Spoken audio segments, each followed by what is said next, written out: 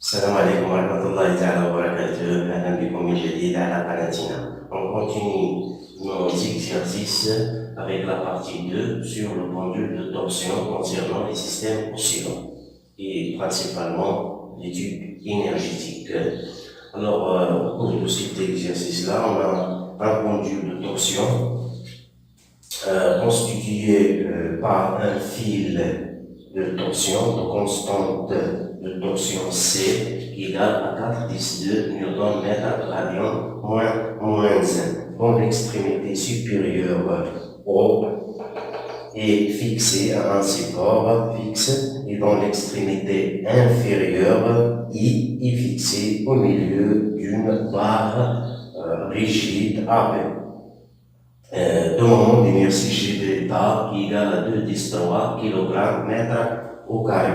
On fait tourner la barre autour de son axe de rotation delta, passant par OI. Donc c'est l'axe delta. Dans l'angle θm égale 1,2 radian. Dans le sens positif, c'est-à-dire dans ce sens-là, et on la relâche à l'instant t égale à 0, c'est-à-dire à t égale à 0, c'est ici, on relâche la barre. Ce pendule effectue alors des oscillations périodiques et sans frottement. Autour de l'axe delta, la période des oscillations est notée T.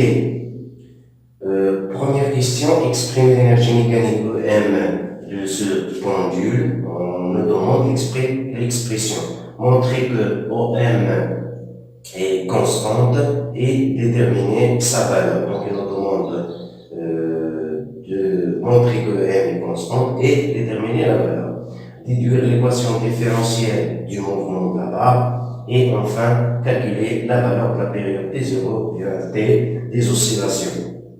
La question numéro 5, calculer la vitesse angulaire de rotation de la barre quand elle passe par sa position d'équilibre. Alors, comme d'habitude, toujours pour les problèmes de mécanique, toujours il faut faire un schéma bien soigné, illustrant la situation étudiée et bien sûr commencer par définir un référentiel d'étude qu'on considère comme galiléen. La durée d'expérience est négligeable devant une journée, bien un jour. Et le repère d'étude sera le repère cartésien, O et J. On va utiliser l'abscisse angulaire θ pour repérer la position de la barre à chaque instant. Le système étudié, c'est la barre. Alors on commence par donner l'expression de l'énergie mécanique. Alors d'après le cours, j'ai oublié aussi, il faut bien préciser les conditions initiales. Précisez bien les conditions initiales. Par exemple, dans ce cas-là, à t égale à 0, donc on a deux choses. On a θ égale à θ0 égale à θ max. D'accord? Et bien sûr, la vitesse aussi, V0 égale à 0 mètre seconde moins 1 d'après l'énoncé. Donc on lâche la barre sans vitesse initiale. Et aussi, on n'a pas de frottement. Et librement, donc on relâche, c'est-à-dire librement, on ne donne pas une vitesse initiale. Et il n'y a plus d'apport d'énergie à ce pendule au cours de son mouvement. Alors, on commence par l'expression d'énergie mécanique. Alors, on a déjà vu l'expression d'énergie mécanique, c'est l'énergie cinétique plus l'énergie potentielle. Alors, cette énergie potentielle comporte plusieurs termes, peut comporter plusieurs termes. Dans notre cas, donc, elle sera l'énergie cinétique plus l'énergie potentielle de torsion plus l'énergie potentielle de pesanteur de la barre. Il y a aussi une autre donnée, c'est qu'on va considérer quand la barre est en équilibre, c'est-à-dire comme ça, dans cette direction-là, c'est-à-dire à θ égale à 0, on considère que l'énergie potentielle de torsion égale à 0, c'est-à-dire que c'est là, à θ égale à 0, se trouve l'état de référence de l'énergie potentielle de torsion. Alors, pour cette expression-là, on voit bien que la barre conserve la même hauteur par rapport à la Terre, par exemple. Donc, elle va conserver la même valeur. La cote Z ne change pas au cours du mouvement. La barre reste dans ce plan horizontal et on sait que l'énergie potentielle de pesanteur dépend de la cote Z, ou bien de l'altitude Z. Si l'altitude Z reste la même, donc cette énergie potentielle ne va pas changer. Et puisqu'on connaît l'énergie potentielle de torsion à θ égale à 0, donc l'énergie potentielle de pesanteur va rester égale à 0. Donc on ne tient compte que de l'énergie cinétique et l'énergie potentielle de torsion. Donc on écrit tout d'abord les expressions des énergies. Dans ce cas-là, on a rotation, donc 1/2 G delta, il n'y a pas de translation, donc 1/2 G delta θ point au carré, qu'on note normalement G θ oméga au carré avec oméga, c'est la vitesse angulaire, angulaire à chaque instant. Alors là, c'est pour l'énergie cinétique. Pour l'énergie potentielle de torsion, on a déjà aussi déterminé l'expression. C'est 1/2 de torsion, c'est 1/2, c'est θ au carré plus une constante, je vais noter K pour ne pas confondre avec la constante de torsion. Donc, dans ce cas-là, K égale à 0, puisque l'état de référence à θ égale à 0, l'énergie potentielle de torsion égale à 0, donc cette constante-là sera égale à 0, et l'expression d'énergie potentielle de torsion aura cette expression-là, énergie potentielle de torsion. Alors, on conclut directement l'expression d'énergie mécanique qui est égale à 1/2 G delta θ point au carré plus 1/2 C θ au carré. Ça, c'est pour l'expression. Et on a répondu à la première partie de la question. On n'a pas encore répondu, donc ça y est, on a donné l'expression. Deuxième question, il nous demande de montrer que EM est constant, c'est-à-dire que cette énergie EM est constante. Donc montrons que EM égale à une constante. Alors, comme on a déjà vu pour le pendule élastique, on a déjà étudié le pendule élastique au cours de la partie numéro 1. Donc, d'après l'énoncé, il n'y a pas de frottement. Donc, pas de frottement. Donc, quand il n'y a pas de frottement, c'est-à-dire que l'énergie mécanique va se conserver. Pas de frottement, donc EM se conserve, qu'est-ce que ça veut dire se conserve? Et ne varie pas au cours du temps. Il conserve la même valeur au cours du temps, c'est-à-dire que EM égale à une constante. Donc on a démontré que EM est constante. Alors la deuxième partie de cette question-là est calculer sa valeur. N'oubliez jamais les applications numériques ou bien vous allez rater plusieurs points simples.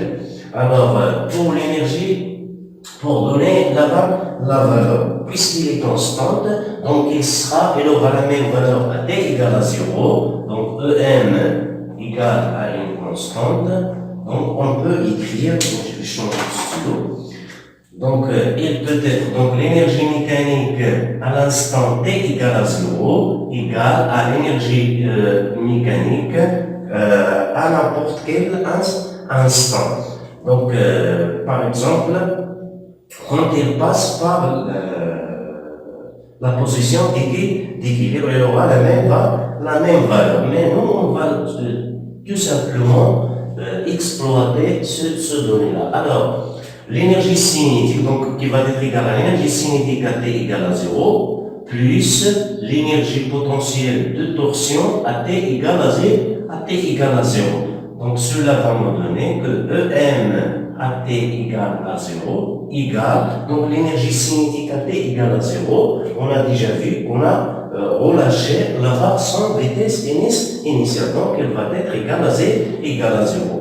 Donc égale à 0, plus l'énergie potentielle de torsion à T égale à 0, donc à T égale à 0, θ égale à θ max, égale à θ max, donc je vais remplacer ici θ par θ max, donc il va me donner 1 demi C θ max au carré, et comme ça, l'énergie mécanique qui est constante aura la même valeur qui est 1 demi C θ m au carré. Donc, je connais la constante de torsion et les données. La même chose pour θ max, donc je peux faire l'application numérique OM égale. Alors, j'utilise le système international ici. J'utilise le système international ici. Le système international pour les angles, c'est le radian. Pour la constante, c'est le newton mètre radian moins 1. Je vais obtenir OM au système international. L'énergie, c'est une énergie, donc il aura comme système international joule. Alors, on fait l'application numérique et on encadre notre résultat.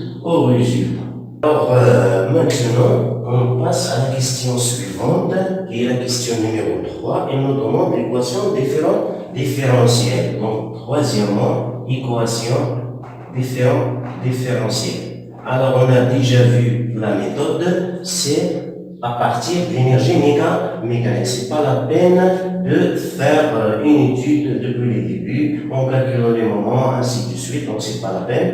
Donc, on part de l'astuce que l'énergie mécanique est constante au cours du temps. Donc, je dérive l'énergie mécanique par rapport au temps. Donc, EM étant constante, je peux écrire que D de EM par rapport à T égale à 0.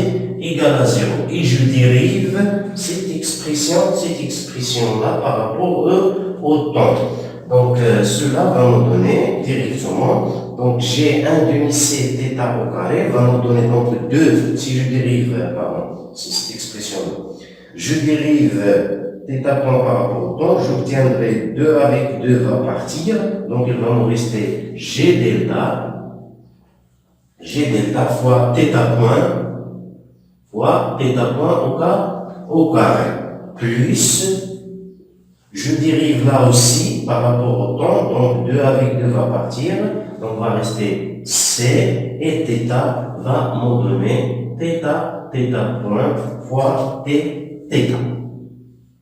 Fois θ. Égale, bien sûr, à 0.